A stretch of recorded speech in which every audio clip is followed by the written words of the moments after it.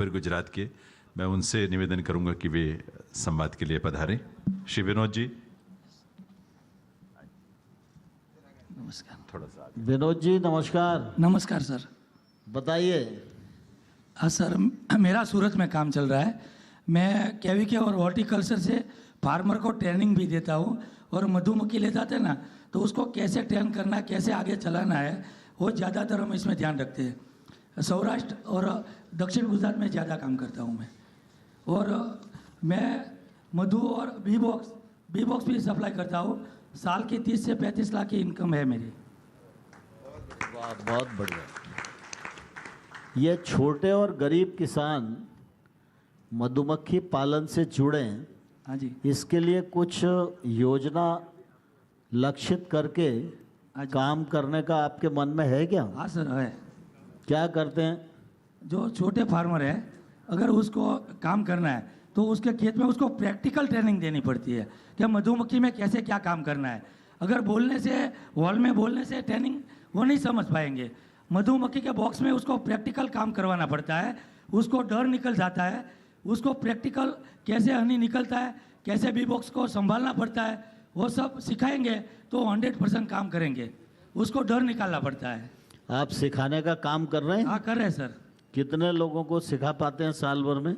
Sir, मैं साल भर में कम से कम 600-700 लोगों को ट्रेनिंग दे चुका हूँ।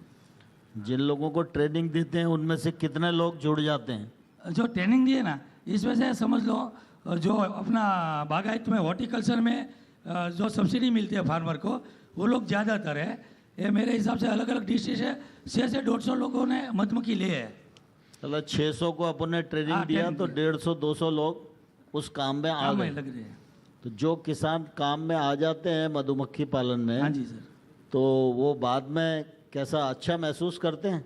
हाँ, किसान आ जाते हैं, महसूस करते हैं। लेकिन उसका जो प्रॉब्लम है ना, जो मधुमक्खी का बी बॉक्स ले जाते हैं, उसके बाद जो प्रॉब्लम होता है उसका सॉल्यूशन देते हैं ना तो ही आगे बढ़ेंगे। अगर बी बॉक्स दे के उसको अगर नहीं भी लेंगे तो बी बॉक्स फेल ही हो जाएंगे।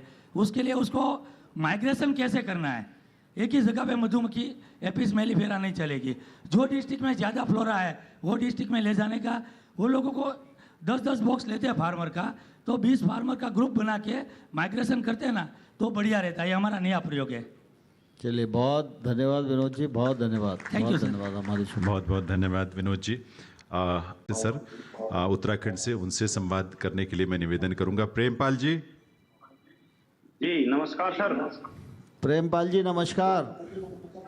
जी सर। आपको बधाई, आज प्रोसेसिंग प्लांट का शुभारंभ हो गया है। जी सर, जी सर। और आज विश्व मधुमक्खी दिवस भी है, तो आपको प्लांट शुरुआत की भी बधाई, मधुमक्खी दिवस पर भी आपको बधाई। इस अवसर पर बाकी वीकर कीपर्स को आप क्या संदेश देना चाहते हैं? सर, सबसे पहले तो सर अपने माननीय प्रधानमंत्री मोदी जी के विजन को बधाई, और माननीय मंत्री जी आपको और भारत सरकार और उत्तराखंड शासन को बहुत बहुत बधाई सर। आप लोगों के प्रयास से ही ये फलीभूत हुआ है। और आज भी विश्व मधुमक्खी दिवस है जी। मैं इसमें सभी उत्तराखंड के और पूरे भारतवर्ष के मधुमक्खी पालकों से यही संदेश देना चाहता हूँ कि अपनी मधुमक्खी का रहना बहुत जरूरी है, और मधुमक्खी पालन से जितने ज़्यादा जुड़ेंगे उससे बी कीपर भी और आम किसान की भी आमदनी बढ़ेगी सर, और नई ऊंचाइयों को छुएंगे। और यही संदेश है सर हमारा।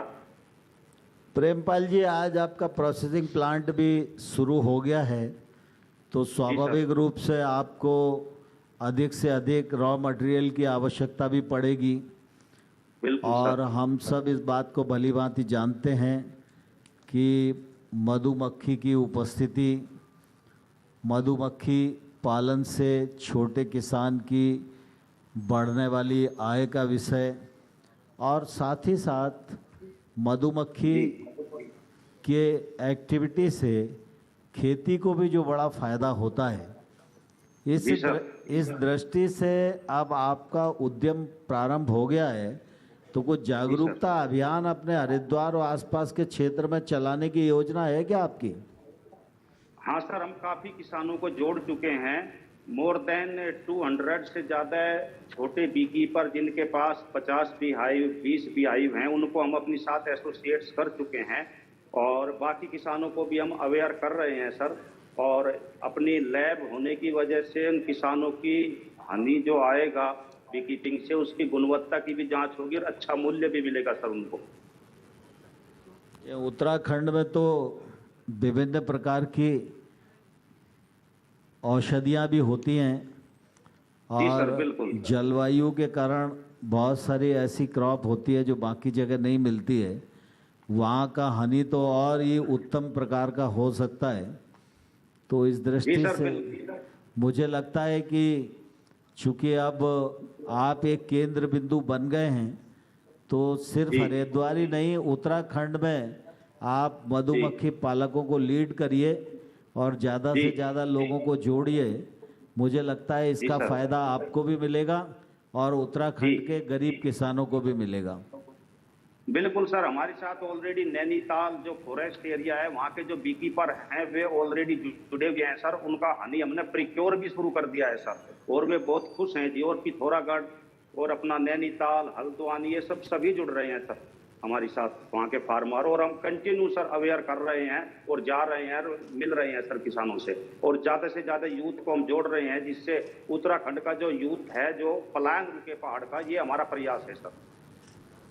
प्रधानमंत्री नरेंद्र मोदी जी गरीब और छोटे किसान के लिए चिंतित भी हैं और उसकी माली हालत सुधारने के लिए तमाम सारी योजनाओं को संचालित कर रहे हैं। इस मामले में किसान आपसे बातचीत करते हैं तो क्या कहते हैं? हम यही कहते हैं कि अपनी खेती के साथ साथ आप जैसे बी कीपिंग करें। अगर बी कीपिंग नहीं करते तो पशु पालन करें, मछली पालन करें, मुर्गी पालन करें। कोई न कोई अन्य जो भारत सरकार की इतनी योजनाएं मोदी जी ने, प्रधानमंत्री जी ने उतारी हैं, उनको साइड बाय साइड करते रहें, जिससे आपकी एक्स्ट्रा इनकम जनरेट होती रहे। चलिए, बहुत धन्यवाद प्रेमपाल जी, आपको बधाई। और आप नेतृत्व करिए बी कीपरों का और उत्तराखंड की इकोनॉमी में योगदान दीजिए। बहुत बहुत धन्यवाद। बिल्कुल सर, बिल्कुल बिल्कुल sir, thank you sir, thank you ji. Anil Mehta हैं सर, कच्छ से, बी कीपर गुजरात के। अनिल जी आए अपनी बात कहने के लिए और मंत्री महोदय से संवाद के लिए। श्री अनिल मेहता। नमस्कार सर। नमस्कार अनिल जी, बताइए क्या हो गया ये हाथ में? सर कुछ नहीं, मधुमक्खी का काम कर रहे थे, माइग्रेशन में थोड़ा दिक्कत हो गया। अच्छा, हाँ बताइए। सर मैं कच्छ से हूँ और मधुमक्खी का काम हम लोग काफ़ी 12-15 साल से काम कर रहे हैं। जब से हनी मिशन की शुरुआत हुई है तब से बहुत बढ़िया काम चल रहा है। मैं एक मास्टर बी कीपर हूँ जो ट्रेनिंग दे रहे हम लोग। मैं आज तक अभी तक 800 से 900 लोगों को ट्रेनिंग दे चुके हैं। इसके रिगार्डिंग मैंने अभी हम लोग ने एक गुजरात का पहला एक एफपीओ बनाया है, जिसमें हमने 300 फार्मर जो छोटे बड़े किसान हैं बी कीपिंग कर रहे, जो 10 या 50 बक्से जो रखते हैं, उनको साथ में जोड़ के एक क्लस्टर बनाया। और गुजरात का एक पहला गुज भी करके हमने एक एफपीओ बनाया है, जिसके रिगार्डिंग हम जो बी कीपरों को जो अभी तकलीफ हो रही है उसका कुछ आगे जाके सॉल्यूशन मिले, इसके लिए हम लोग ने सबको साथ में जोड़ के ये काम कर रहे हैं। चलो, बहुत अच्छा विनोद जी, बहुत अच्छा, धन्यवाद। धन्यवाद सर। अनिल जी बधाई। सर जम्मू में जहां टेस्टिंग लैब का आपने उद्घाटन किया, जनकराज जी लाइन पर हैं, कुछ बात करना चाहते हैं, निवेदन है। जनकराज जी। जनकराज जी बताइए। नमस्कार सर, मैं जनकराज और आरसपुरा, ये जो हमारे बॉर्डर बेल्ट है, हम वहाँ के रहने वाले हैं। और मैं 350 के करीब मेरी अपनी पर्सनल बी कॉलोनीज हैं। और जो छोटे छोटे जो फार्मर हमारे जो बॉर्डर बेल्ट है, ये अखनूर, आरसपुरा, बिश्नाह और संभा डिस्ट्रिक्ट, ये कठुआ के जो बॉर्डर बेल्ट है, हम छोटे फार्मर मिलके हम खुद बी कीपिंग का काम कर रहे हैं। और इसके साथ साथ हम माइग्रेटरी बी कीपिंग भी करते हैं, जैसे पंजाब, हिमाचल, हरियाणा, राजस्थान। और हमारा जो सर टर्निंग पॉइंट था ये स्क्वास्ट जम्मू और केबी के जम्मू और एग्रीकल्चर डिपार्टमेंट के थ्रू जब हम हमारे को इन्होंने सेंट्रल वीर साइड ट्रेनिंग से पूना में भेजा, तो ये हमारा टर्निंग पॉइंट था। हमने कैसे वैल्यू एडिशन करके कैसे हमने रानी मक्खी को बनाना है और कैसे रॉयल जेली प्रोड्यूस करनी है, ऐसे प्रोडक्ट कैसे हमने इसकी अलग अलग तरह की ट्रेनिंग हमको मिली और हमने हमारे जीवन में कुछ अलग ही मोड़ आ गया सर बी कीपिंग में। चलिए, छोटे किसान कितने जुड़े हैं अपने से? अबाउट ये जो बॉर्डर बेल्ट है हमारी इंडो पाक बॉर्डर के साथ साथ ये हमारे ये सुचेतगढ़ एरिया हो गया, ये रणवीर सिंहपुरा हो गया, तो ये हमारे पास कोई कम से कम कोई 60 से 70 फार्मर है जो छोटे छोटे बी कीपर है, जिसका 20 है 50 है, ये बी कीपर हमारे साथ जुड़े हैं। तो इसके साथ जो पंजाब के भी कुछ बी कीपर हैं, लुधियाना से भी हैं, राजस्थान से भी हमने जोड़े अपने साथ कुछ। जनक जी थोड़ी और कोशिश करिए, छोटे किसान पर केंद्रित करिए, क्योंकि प्रधानमंत्री जी का लक्ष्य है छोटे किसान की आमदनी दोगुनी होनी चाहिए कम से कम, और इसलिए जितना ज़्यादा हम बी कीपिंग से लोगों को जोड़ेंगे, उनका ट्रेनिंग करेंगे, तो निश्चित रूप से उनकी आमदनी भी बढ़ेगी और उनके जीवन में समृद्धि आएगी, तो देश के नवनिर्माण में भी अपना योगदान दे सकेंगे। आपको ईश्वर ने नेतृत्व करने की क्षमता दी है, आप और लोगों को जोड़ें और आगे बढ़ें। मेरी बहुत शुभकामनाएं आपको। धन्यवाद। एक बार आप सभी करतल ध्वनि से अपनी शुभकामनाएं उन सबको दें जो इतना अच्छा काम कर रहे हैं और दूसरों को भी इंस्पायर कर रहे हैं। हमारे अलग अलग सेंटर से लोग जुड़े 7 जगह से, और यहाँ से भी आपकी बात हुई है। उन सब के लिए हमारी हार्दिक बधाई और शुभकामनाएं, और मंत्री महोदय का बहुत बहुत आभार। इतने स्नेह से और अपनी ऊर्जा और अपनी प्रेरणा से हम सबको मार्ग दिखाते हैं, सदैव दिखाते हैं। आज भी यह मौका हम सबको मिला है। दिव्य सज्जनों, अब ये समय है मैं विनम्रतापूर्वक आग्रह करूं आदरणीय राघव जी भाई हंसराज भाई पटेल जी, माननीय गुजरात सरकार के कृषि, पशुपालन और गौ संवर्धन मंत्री, जिनकी गरिमामयी उपस्थिति है यहाँ इस मंच पर, वे आएँ और इस अवसर पर अपने संबोधन से हम सबको कृतार्थ करें। करतल ध्वनि आपकी, माननीय मंत्री महोदय।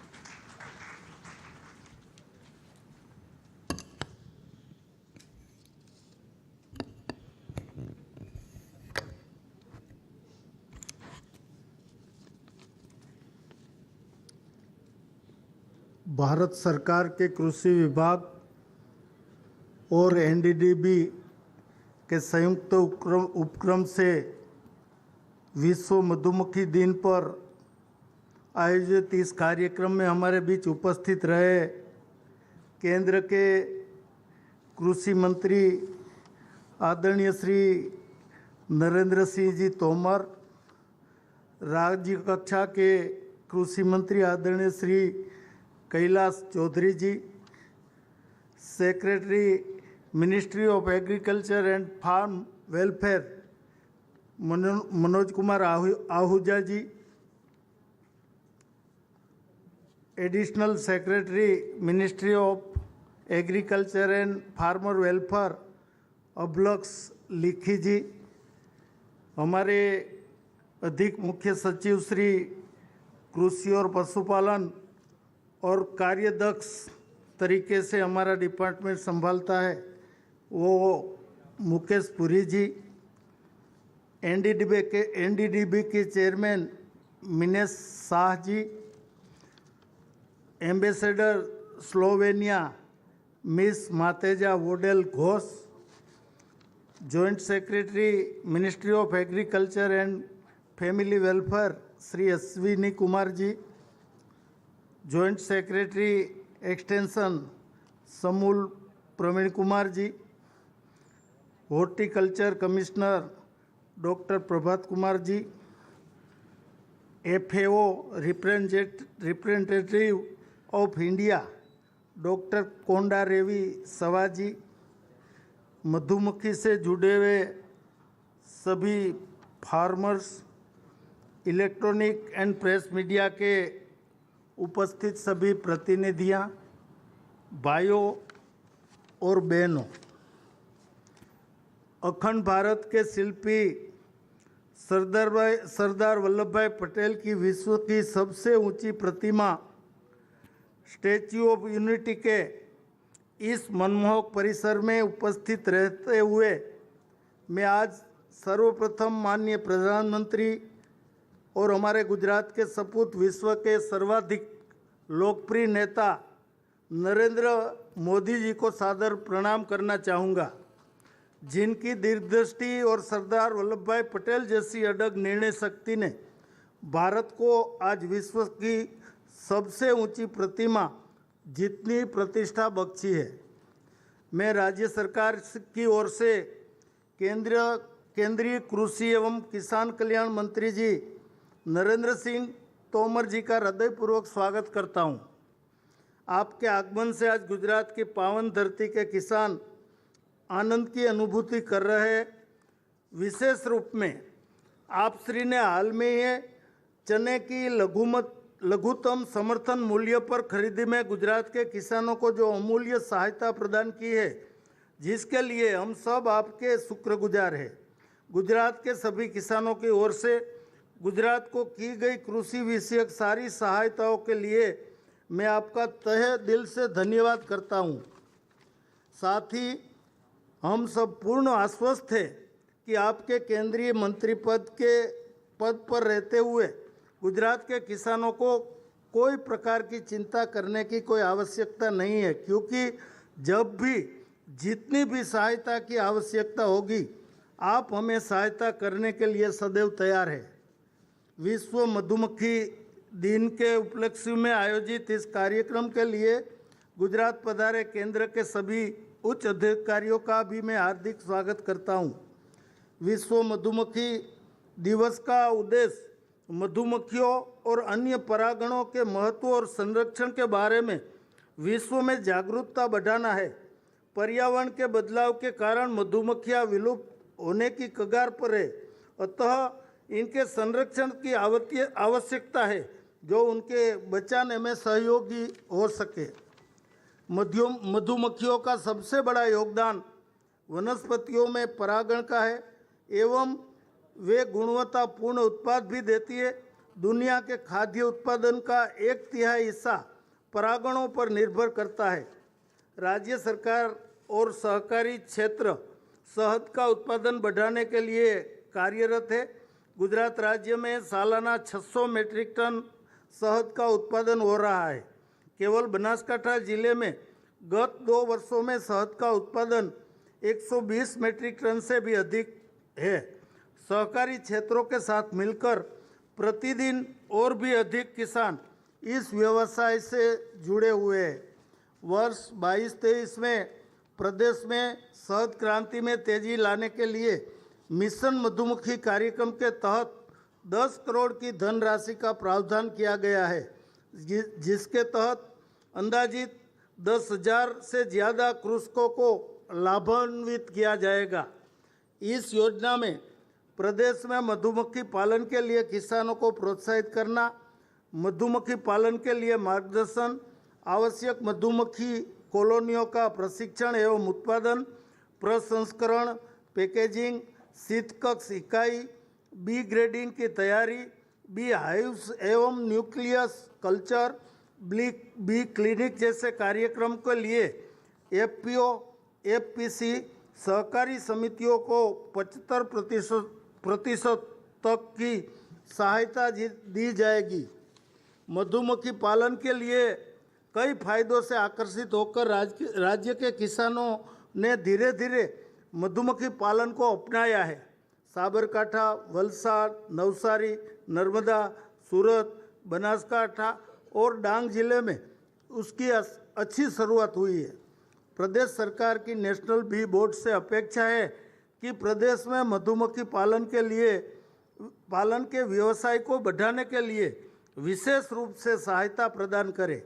राज्य के जिस इलाकों में यह व्यवसाय कार्यरत होने की संभावना है, ऐसे क्षेत्रों को विशेष रूप से केंद्रित करते हुए मधुमक्खी पालन को बढ़ावा देने के लिए क्षमता वर्धन और प्रचार प्रसार का कार्य करने की हम अपेक्षा करते हैं। माननीय प्रधानमंत्री के दिशा निर्देश और प्रदेश सरकार के मुख्यमंत्री के नेतृत्व में प्रदेश सरकार ने कृषि विकास में अनेक उपलब्धियां हासिल की है। गुजरात के कृषि विकास की बात करूं तो गुजरात की आधी से ज़्यादा आबादी कृषि गतिविधियों में कार्यरत है और इस व्यवसाय से अपनी आजीविका प्राप्त कर रही है। गुजरात की दूसरी हरित क्रांति के अग्रदूत बनने वाले लाखों किसानों की मदद के लिए राज्य सरकार हमेशा तत्पर है। कृषि महोत्सव और कृषि सहाय योजना के माध्यम से कृषि और बागवानी विभाग द्वारा विभिन्न गतिविधियां की जा रही है। अंततः कहना चाहता हूं कि देश के लोकप्रिय प्रधानमंत्री नरेंद्र भाई मोदी के नेतृत्व में केंद्र सरकार और प्रदेश सरकार के संनिष्ठ प्रयासों से देश में किसान समृद्धि हासिल कर रहा है, देश आगे बढ़ रहा है। सबका साथ, सबका प्रयास और सबका विकास का उत्कृष्ट परिणाम हासिल कर रहा है, जो देश के नागरिकों को जीवन की सामाजिक और आर्थिक उन्नति प्रदान कर रहा है।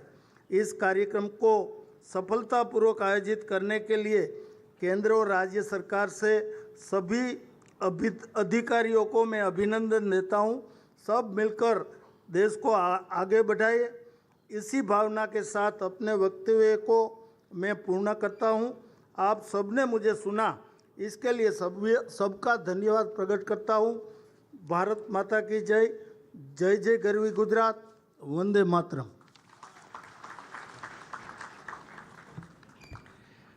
बहुत बहुत आभार माननीय राघवजी भाई हंसराज भाई पटेल जी, गुजरात सरकार के माननीय मंत्री महोदय का। दिव्य सज्जनों, आज के इस कार्यक्रम में मंच पर गरिमामयी उपस्थिति है माननीय कृषि और किसान कल्याण राज्य मंत्री श्री कैलाश चौधरी जी का। माननीय कैलाश चौधरी जी, बाड़मेर जगह है, ज़िला है जिसमें एक गांव है, उसी गांव से आपका संबंध है, किसान परिवार से हैं और किसान के पीड़ा को और उसकी संभावनाओं को भी आप देखते हैं और इसीलिए पूरी प्रतिबद्धता से इस क्षेत्र में किसानों की आय के लिए तत्पर हैं। माननीय कैलाश चौधरी जी के लिए करतल ध्वनि और निवेदन उनके संबोधन के लिए।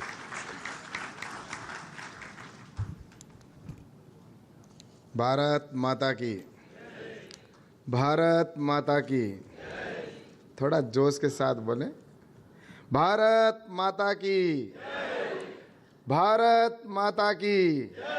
जय जवान, जय जवान। धन्यवाद। आज विश्व मधुमक्खी दिवस के इस अवसर पर हमारे मध्य उपस्थित भारत सरकार में कृषि एवं किसान कल्याण मंत्री आदरणीय श्री नरेंद्र सिंह जी तोमर साहब और आज हमारे मध्य उपस्थित हमारे यहाँ के गुजरात सरकार में मंत्री आदरणीय राघव भाई जी पटेल साहब और हमारे सेक्रेटरी आदरणीय Shri Manoj Ahuja ji, additional secretary doctor अभिलेख लेखी जी और गुजरात के एडिशनल सेक्रेटरी श्री मुकेश पुरी जी और एनडीडीबी के चेयरमैन मनीष जी शाह जी और हमारे मध्य उपस्थित स्लोवेनिया से राजदूत मिस मटेजा घोष जी और जॉइंट सेक्रेटरी अश्वनी कुमार जी और सभी मंच पर बैठे हमारे अतिथिगण और सामने बैठे सभी हमारे यहाँ पर एक्सपोर्टर, सभी प्रोसेसिंग करने वाले प्रोसेसर और सभी राज्य सरकार के और केंद्र सरकार के अधिकारीगण और विशेष जो यहाँ पर मेहमान के रूप में उपस्थित हुए हैं हमारे सभी किसान भाइयों और बहनों और वर्चुअल जुड़े सभी हमारे जो किसान बंधु और सभी अधिकारी, उनका मैं सबसे पहले तो स्वागत और अभिनंदन करता हूं। और आज इस विश्व हनी के दिवस के अवसर पर मैं सबको सबसे पहले तो बहुत बहुत शुभकामनाएं और बहुत बहुत बधाई देना चाहता हूं कि आज पूरे विश्व में हनी दिवस मनाया जा रहा है और आज इसी शुभ अवसर पर हमारे इस गुजरात की धरती पर जहां विश्व की सबसे बड़ी प्रतिमा सरदार वल्लभ भाई पटेल जी की जो ये प्रतिमा जो स्टैच्यू ऑफ यूनिटी का जो हमारा प्रतीक यहाँ पर बनी है, ऐसे हमारे केवड़िया गांव के अंदर यहाँ पर ये जो आज कार्यक्रम किया जा रहा है, तो इस अवसर पर मैं आदरणीय हमारे माननीय श्री नरेंद्र सिंह जी तोमर साहब को बहुत बहुत धन्यवाद दूंगा कि इस पवित्र स्थान के ऊपर इस कार्यक्रम का आयोजन किया गया और जो एक प्रेरणा देने वाला स्थान भी है। और इस स्थान से आज जैसा कि सभी हम देख रहे थे और मुझसे पूर्व वक्ताओं ने भी कहा, जो हनी है उसकी जो आज किसानों ने जिस तरह से उसके उत्पादन से और इनकम के बारे में जो बताया, सुनकर निश्चित रूप से प्रसन्नता हुई कि किसानों की लगातार इसके माध्यम से इनकम बढ़ रही है। एक समय था जिस समय जो मधुमक्खी पालन करने वाले और उनकी संख्या बहुत कम हुआ करती थी इस देश में, और न हमारे पास में उस समय टेक्नोलॉजी थी, न कोई ऐसे संसाधन थे। हम स्वयं देखते थे कि मधुमक्खी अपने आप जितना भी अगर अपना कहीं पर विसर्जन करने या विचरण करने के लिए जाती थी और अपने छत्ते के अंदर स्वतः ही आ जाती थी। और कुछ गांव के लोग होते थे जो उनके शहद को लाया करते थे, और उनकी जो विधि थी वो हम सब जानते हैं कि किस तरह से अग्नि को जलाकर और धुआं करके और उसके बाद में उसके ऊपर एक कपड़े से ढककर अपने शरीर को और मधुमक्खी का शहद निकाला जाता था। और आज जिस तरह से नई तकनीकी, नई टेक्नोलॉजी को हम देख रहे हैं, इसको देखकर निश्चित रूप से ये लगता है कि ये एक बहुत ही सुखद अवसर है।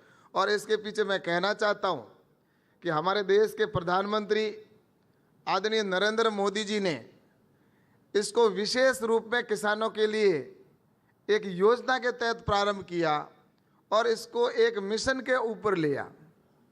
पहले जैसा कि श्वेत क्रांति भी हुई और हरित क्रांति, लेकिन प्रधानमंत्री जी की एक कल्पना थी कि मीठी क्रांति की भी आवश्यकता है कि किसानों को उससे इनकम बढ़े। इंटीग्रेटेड फार्मिंग के अंदर भी हम प्रधानमंत्री जी ने इसको विशेष बल दिया, और उसी का परिणाम है कि आज देश के अंदर नई टेक्नोलॉजी को प्रधानमंत्री जी ने कहा कि नई तकनीकी किसान के पास जानी चाहिए।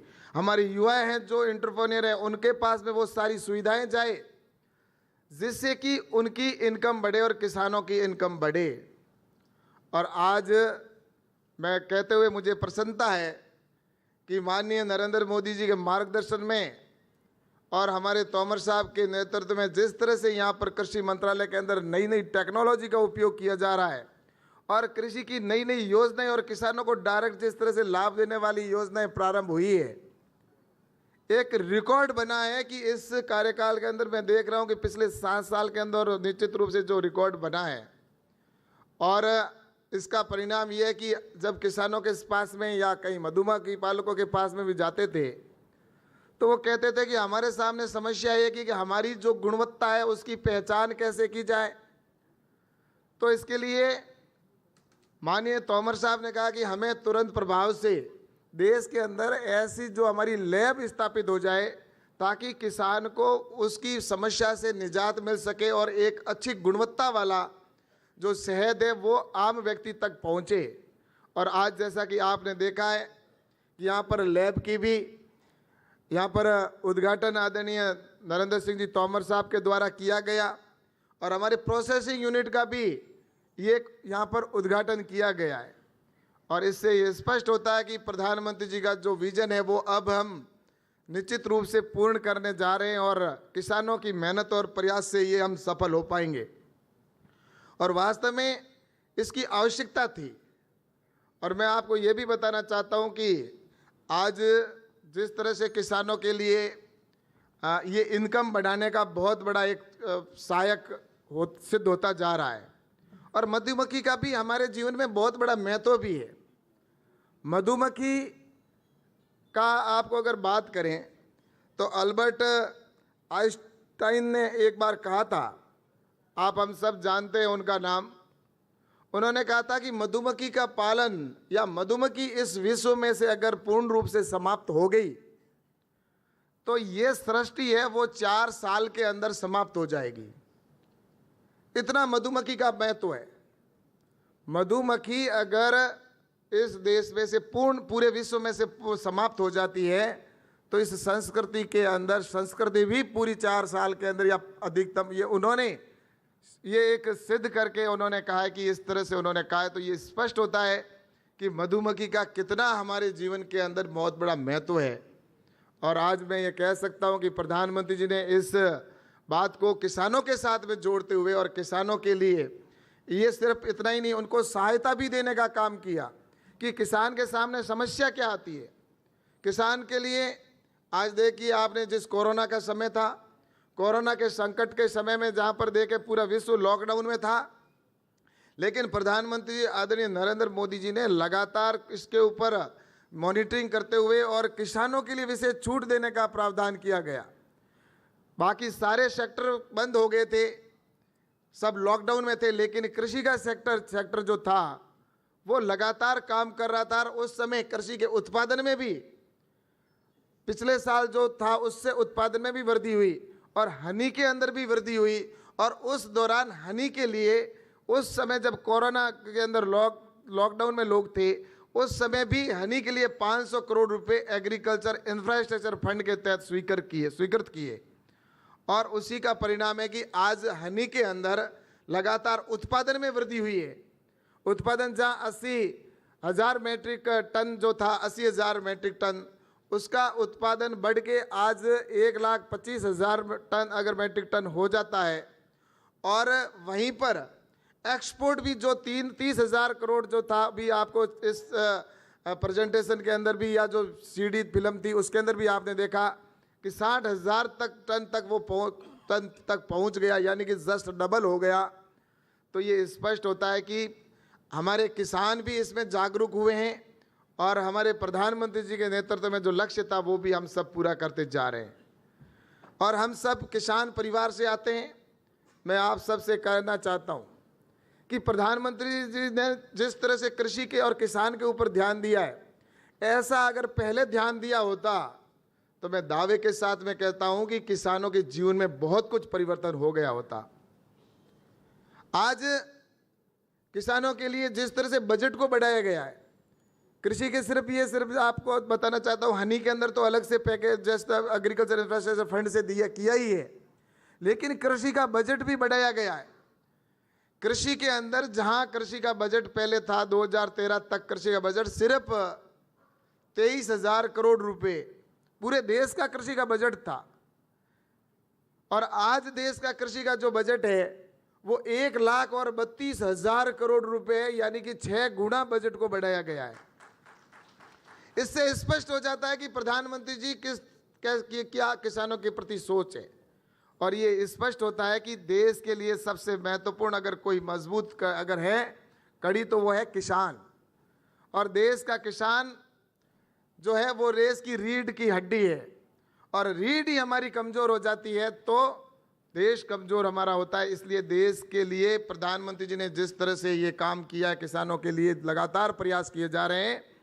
मैं आपको बताना चाहता हूँ कि कृषि के अंदर बहुत संभावनाएं, ये जैसा कि हनी है या हनी के अतिरिक्त भी हमारे कई ऐसे जो उत्पाद हैं, और उसको लेकर देश के अंदर अब मुझे लगता है कि किसानों के अंदर एक जागरूकता और एक क्रांति आई है। और मेरे युवा साथी यहाँ पर बैठे अधिकतर संख्या के अंदर मैं देख रहा हूँ कि पहले कृषि से युवा है, जो एक समय था निश्चित रूप से उत्तम खेती थी, मध्यम व्यापार था, लास्ट में नौकरी थी, लेकिन बीच में धीरे धीरे लोग छोड़ते गए और आज युवा है वो नौकरी की तलाश में बाहर जाना पसंद कर रहा है, नौकरी करना पसंद करता है, लेकिन खेती करना पसंद नहीं करता। लेकिन पिछले कुछ समय के प्रधानमंत्री जी के प्रधानमंत्री बनने के बाद लगातार जिस तरह से कृषि के अंदर जो काम किया गया और योजनाएं बनी, और उसी का परिणाम है कि आज कृषि के अंदर युवाओं के अंदर एक जागरूकता आई और कृषि की और वो जिस तरह से बढ़ रहे हैं। और अभी यहाँ पर मंच पर जिस तरह से मेरे युवा साथियों ने भी कहा यहाँ पे, और वर्चुअल के अंदर भी कहा कि हमारी इनकम में वो जिस तरह से वृद्धि हुई है।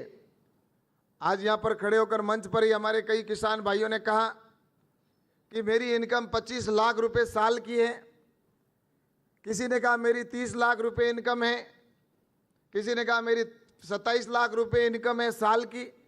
मैं चर्चा कर रहा था, यहाँ पर मनोज जी बैठे हैं हमारे सेक्रेटरी साहब। मैंने पूछा मनोज जी आपकी कितनी तनख्वाह है, आप तो आईएएस और सीनियर आईएएस हैं। मनोज जी ने कहा कि हमारी तनख्वाह भी इनसे कम है। अब एक आईएएस की जो हमारी यहाँ पर जिस तरह से कह सकते हैं कि सबसे बड़ी, अगर कोई हर व्यक्ति चाहता है कि नौकरी के अंदर वो आईएएस बने, लेकिन आईएएस बनने के बाद में उनकी तनख्वाह तो कितनी है, 2 लाख रुपए तनख्वाह अधिकतम होती है। और अगर हमारे किसान आज खेती की ओर जाते हैं तो उनसे ज़्यादा इनकम कमा सकते हैं, और ये हमारे युवा साथी नई टेक्नोलॉजी का उपयोग करके कर सकते हैं। और इसके लिए एग्रीकल्चर इंफ्रास्ट्रक्चर फंड का भी प्रावधान किया गया है। एफपीओ भी बनाए जा रहे हैं, 10,000 हमारे एफपीओ बने हैं, उसका 10,000 का लक्ष्य लिया है, 5,000 एफपीओ बन चुके हैं। और उसमें ऑर्गेनिक के भी एफपीओ अलग से बन रहे हैं स्पेशल, और दूसरे एफपीओ भी बन रहे हैं। और इसी के अंदर हनी के लिए भी अलग से 100 एफपीओ का लक्ष्य लिया है। और वो जो किसान छोटे जोत किसान है, छोटी जोत वाले किसान है, उनका अगर समूह बन जाता है तो वो समूह बनकर छोटे छोटे किसान अगर मिलकर अगर प्रोसेसिंग यूनिट खुद की लगाते हैं, सॉर्टिंग ग्रेडिंग करके, या जिस तरह से, या हनी के अंदर भी अपनी खुद की प्रोसेसिंग करके और उसकी वैल्यू एडिशन करके और अन्य तरह से जिस तरह से उसकी दूसरे बाई प्रोडक्ट बनाकर अगर बेचते हैं, तो पहले जिस तरह से अगर वो सिर्फ हनी को बेचा करते थे, आज उसकी वैल्यू एड करके और अधिक रेट बनाकर और उसकी प्रोसेसिंग करके बेचते हैं, तो उससे उनको अधिक लाभ मिलता है। तो इसके लिए भी सरकार की ओर से सब्सिडी का भी जिस तरह से प्रावधान है, और इस दिशा के अंदर लगातार प्रयास किए जा रहे हैं कि हमारे किसान हैं वो हर क्षेत्र में आगे बढ़े। और इंटीग्रेटेड फार्मिंग का उपयोग जैसा पहले जिक्र भी किया गया, कुल मिलाकर एक ही लक्ष्य है कि किसानों की इनकम बढ़े, और जो लक्ष्य है कि किसानों की इनकम डबल हो और डबल से भी आगे जाए हमारे किसान। और इस तरह से अगर हमारे एफपीओ के द्वारा हमारे छोटे किसान समूह बनाकर और अपनी खुद की प्रोसेसिंग करके और अपना खुद का ब्रांड बनाकर अगर बेचेंगे, तो एक दिन वो होगा कि जो ब्रांड आज हम देख रहे हैं, कुछ जैसा यहाँ पर स्टॉल के ऊपर हमने देखा कुछ ब्रांड है, जैसे डाबर का ब्रांड हो गया, या अन्य कई ऐसे ब्रांड हो गए, जैसे अभी नया नया हमारे यहाँ पर अमूल का ब्रांड है जिसका एमओयू भी हुआ। मैं धन्यवाद देना चाहता हूँ अमूल को कि उन्होंने भी इस दिशा के अंदर किसानों को जोड़ने का काम प्रारंभ किया गया है।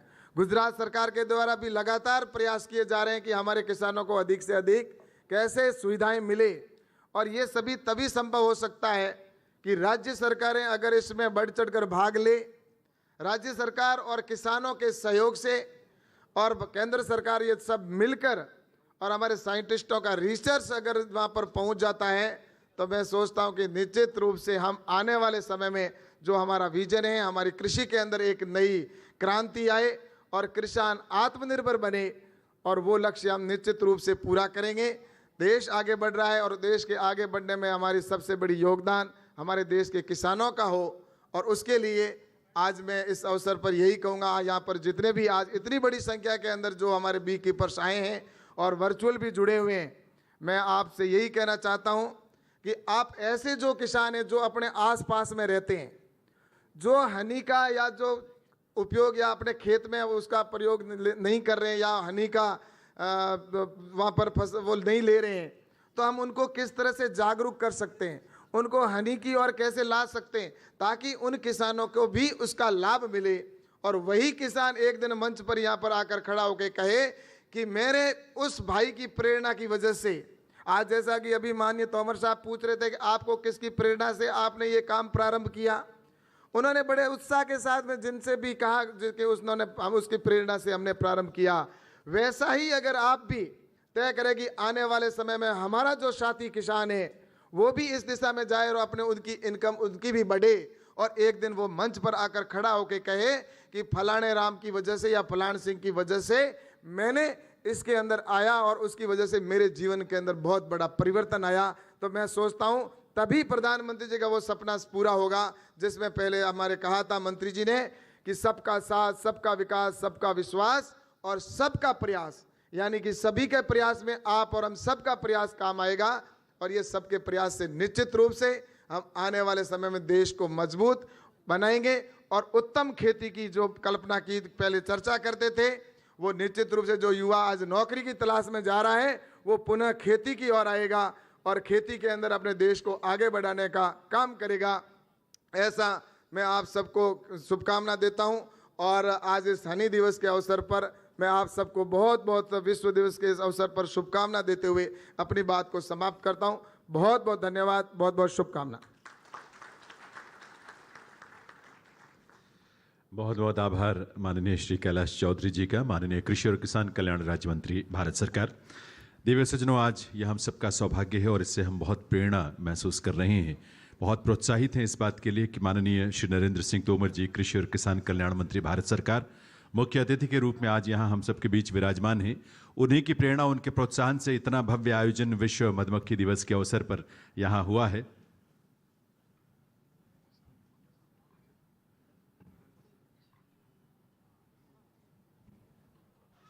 और यह अवसर है जब हम उनका मार्गदर्शन प्राप्त करें, उनका आशीष, उनकी शुभकामनाएं। करतल ध्वनि आप सबकी तरफ से परम आदरणीय नरेंद्र सिंह तोमर जी के लिए, जिनका मार्गदर्शन और नेतृत्व हम सबको ऊर्जा से भर देता है। माननीय मंत्री महोदय।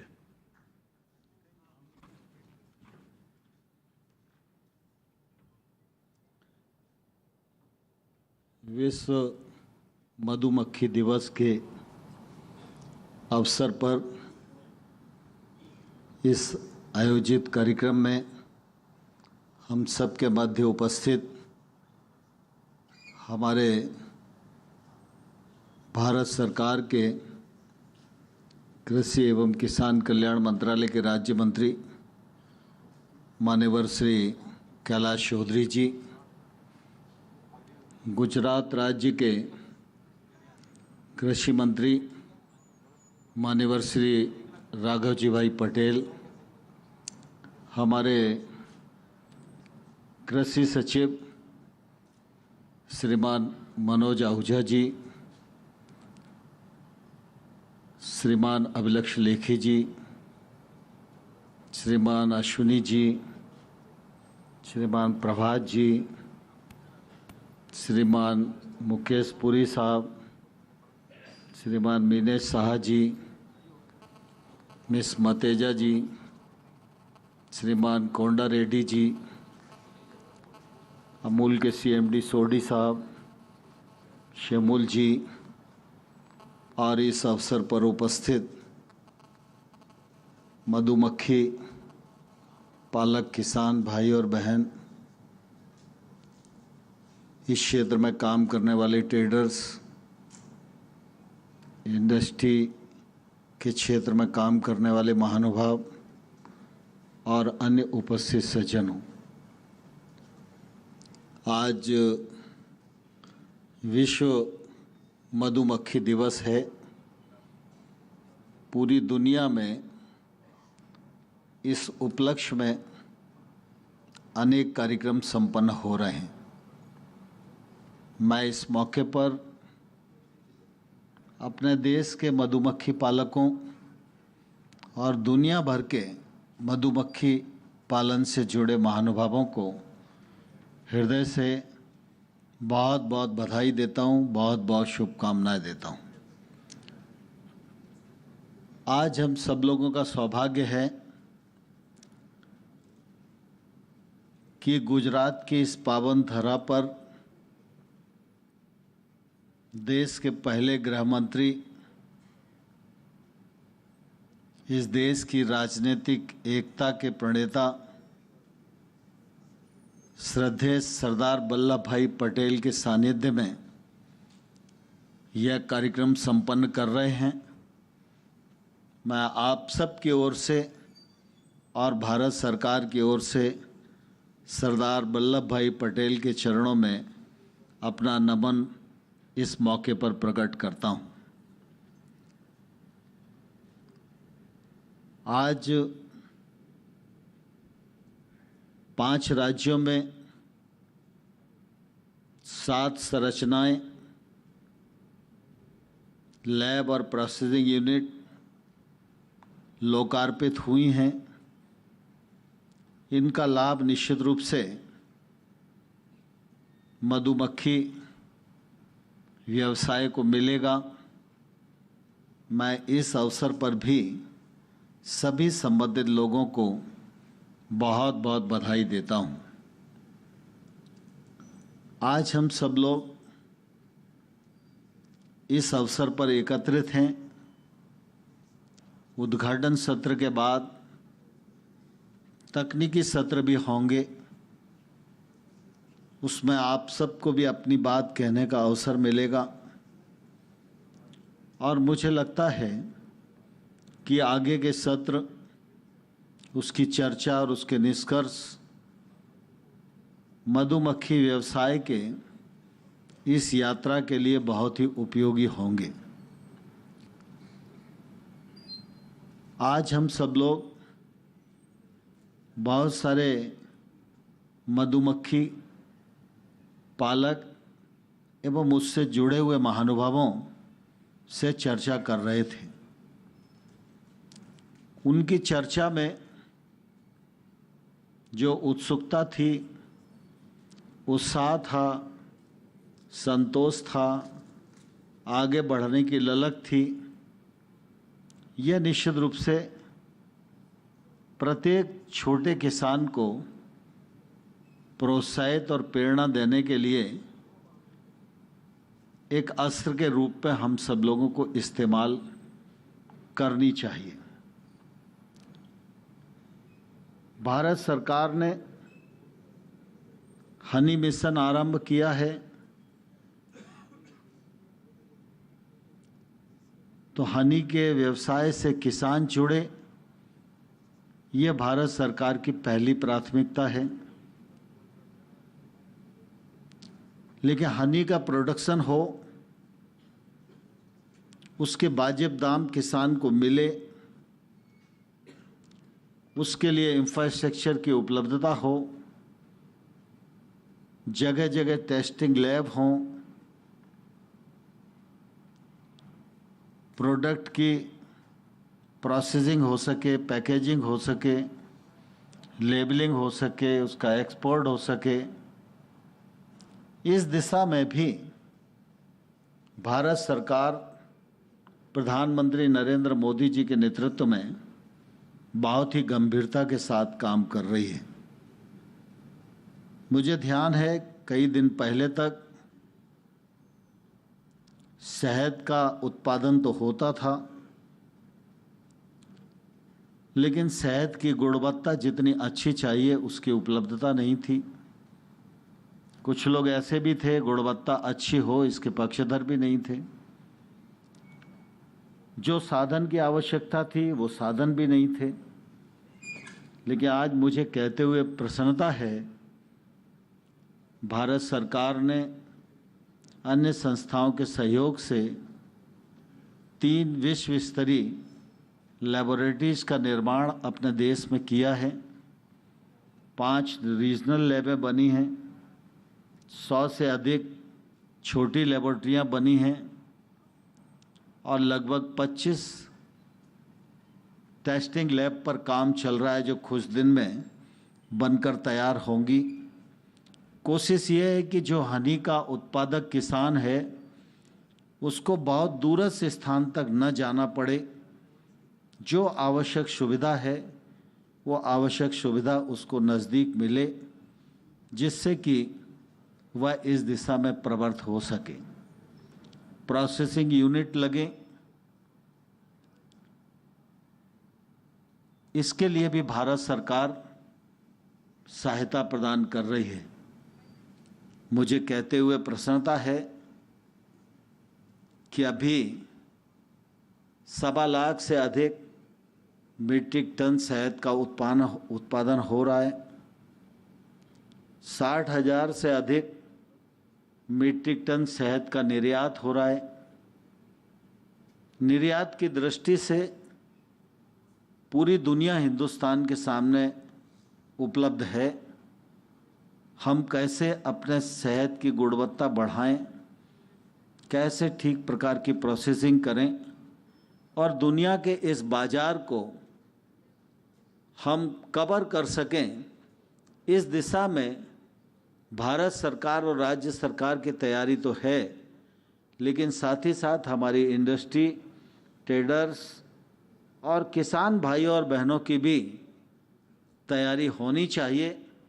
जो गति है वो गति बढ़नी चाहिए, यह समय की आवश्यकता है। आप सबको मालूम है कि हमारे प्रधानमंत्री नरेंद्र मोदी जी जब गुजरात में प्रधानमंत्री थे तब भी गुजरात को नए आयाम से जोड़ने का एक नया इतिहास नरेंद्र मोदी जी ने अपने दृष्टिकोण के आधार पर सृजित किया। उनकी सरकार गुजरात में भी गरीब केंद्रित थी, किसान केंद्रित थी, मानवीयता से ओतप्रोत थी, संवेदनशील सरकार थी। और इसलिए आप सब ने अनुभव किया होगा कि गरीबी उन्मूलन की दृष्टि से, रोजगार की उत्पन्नता की दृष्टि से, स्वास्थ्य सुविधाओं की दृष्टि से, किसानों को सिंचाई उपलब्ध कराने की दृष्टि से, और गुजरात देश में भी सर्वोच्च हो और दुनिया में भी श्रेष्ठ गुजरात के रूप में गुजरात जाना जाए, इसमें नरेंद्र मोदी जी के नेतृत्व ने सफलता प्राप्त की थी। और हम सब जानते हैं कि 2014 आते आते गुजरात मॉडल की चर्चा देश में तो थी, लेकिन दुनिया के राजनीतिक मंच पर भी गुजरात के विकासवादी मॉडल की चर्चा होती थी। जब 2014 में प्रधानमंत्री जी ने कामकाज संभाला देश का, तो उनका पहला भाषण आप सब लोगों को ध्यान में होगा, जो उन्होंने सेंट्रल हॉल में दिया था। और उसमें उन्होंने कहा था कि उनकी सरकार गरीब केंद्रित और किसान केंद्रित होगी। देश में गैर बराबरी समाप्त हो, यह समय की आवश्यकता है। गरीब के जीवन स्तर में बदलाव आए, यह देश को विकसित देश के रूप में परिवर्तन करने के लिए आवश्यक है। देश आगे बढ़े, इसमें कहना तो बहुत आसान है कि कंधे से कंधा मिलाओ और कदम से कदम मिलाओ, लेकिन अगर कंधे में गैर बराबरी होगी और कदम में ताकत नहीं होगी तो ये मिलेंगे नहीं। और इसलिए प्रधानमंत्री जी ने एक के बाद एक ऐसे कार्यक्रम की संरचना की। आप सबको ध्यान होगा, जब प्रधानमंत्री जी ने जनधन अकाउंट खोलने की बात की थी, तो लोगों ने बड़ा उपहास उड़ाया था। देश में करोड़ों लोग हैं, बैंक के पास स्टाफ नहीं है, लोगों के पास जमा करने के लिए पैसा नहीं है, खाता खुल भी जाएगा तो पासबुक का व्यक्ति क्या करेगा। लेकिन मोदी जी ने परवाह नहीं की। मोदी जी जानते थे कि इस देश के 42 करोड़ से अधिक लोग अगर हिंदुस्तान की आज़ादी के 68 साल बाद भी बैंकिंग सिस्टम से नहीं जुड़े हैं, तो ये अभाव देश को कभी विकसित राष्ट्र नहीं बनने देगा। और इसलिए उन्होंने जनधन अकाउंट पर बल दिया और 42 करोड़ खाते खोले गए। ये खाते जीरो बैलेंस पर खोले गए, कि उस समय कहा यह गया था कि खाता खोलने के लिए पैसा चाहिए और गरीब आदमी के पास पैसा नहीं है, तो जीरो बैलेंस पर खाता खोला गया। और इस खाते में अगर आप देखेंगे तो आज 1,46,000 करोड़ रुपया देश के गरीब ने जमा किया है, जो बैंकिंग सेक्टर में आया है और देश की ताकत बना है। इसी प्रकार से किसानी के क्षेत्र में आज जरूरत है छोटे किसान पर ध्यान केंद्रित करने की। उसके लिए फिर एफपीओ परियोजना हो, चाहे फिर मधुमक्खी पालन का विषय हो। यहां मधुमक्खी पालन के क्षेत्र में काम करने वाले हमारे मित्र बैठे हैं। मैं उनको यह अनुरोध करना चाहूंगा, सामान्य तौर पर मनुष्य की एक प्रवृत्ति है कि कम परिश्रम में ज़्यादा लाभ कैसे मिले, इस रास्ते को वो अपनाता है। अगर प्रोसेसिंग किए बिना ट्रेडिंग में भी उसको फायदा हो सकता है तो वो प्रोसेसिंग में परिश्रम नहीं करना चाहता। और अपने लोगों के अतिरिक्त भी कहीं से भी रॉ मटेरियल उसे मिल सकता है, उस रॉ मटेरियल को प्रोसेस करके वो फायदा कमा सकता है।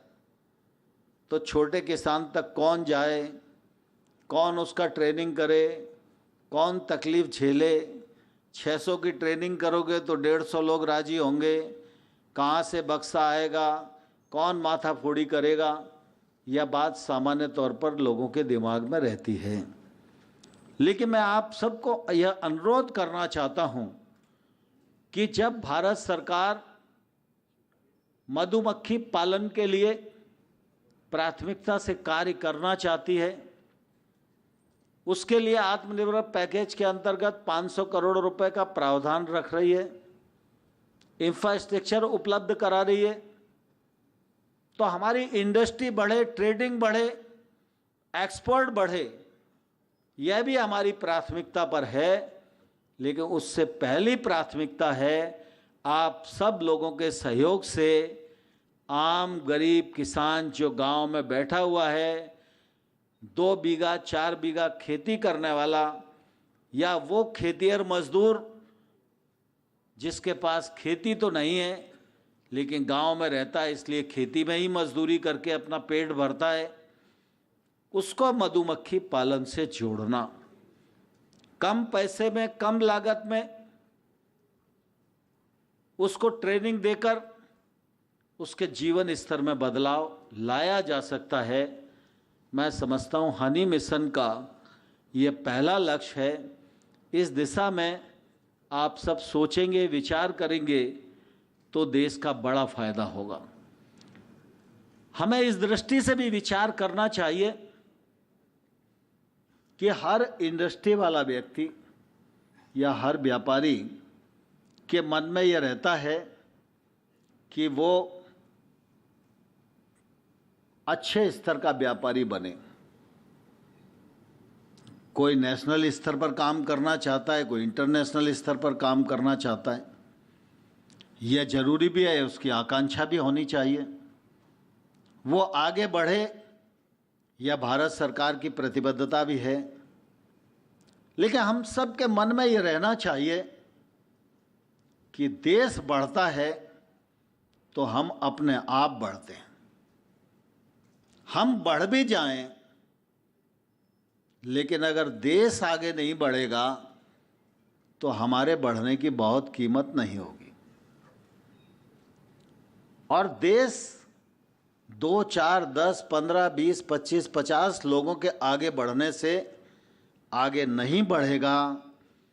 देश की जो ग्रामीण आबादी 55% से अधिक है, गांव में निवास करती है, खेती पर आजीविका के लिए निर्भर करती है, जब उसकी आमदनी बढ़ेगी तो हिंदुस्तान बढ़ेगा, और हिंदुस्तान बढ़ेगा तो अपने आप इंडस्ट्री और ट्रेडिंग बढ़ेगी। इस लक्ष्य का संधान हम सब लोगों को हनी मिशन के माध्यम से करना है। मुझे प्रसन्नता है कि आज मंत्रालय ने विश्व मधुमक्खी दिवस के मौके पर एक अच्छी आयोजना, जिसमें बहुत सारे लोगों का समावेश है, पहली बार संपन्न की है।